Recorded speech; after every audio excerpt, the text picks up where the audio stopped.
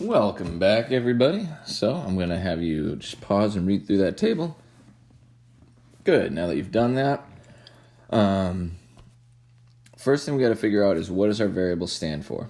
So since it's asking how many people were in Joe's car, our answer sounds like number of people in Joe's car. So X equals number of people in Joe's car. Step 2, where we define a second variable, it doesn't actually apply to this problem. And it says that if we take the number of people and multiply it by 6, because it was $6 per person, that's the cost based on the number of people, plus the $3 for parking, and that should equal the total expense of $27. Now we simply solve and then state our answer in the context of the problem. So since x equals 4, we're going to say that 4 people, including Joe. Next problem. We're going to find our answer to be the length of the rectangle, since that's what we're being asked for.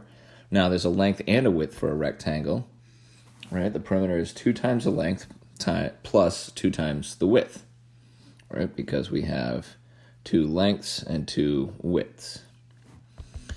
So we're going to define the width to be whatever the length is minus 2 because of that line up there, because it says it's 2 centimeters less than its length.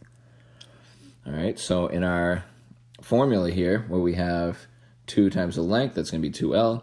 The width, we're going to replace width with this so that we have something with the same variable that we've been using, L. And that gives us this equation.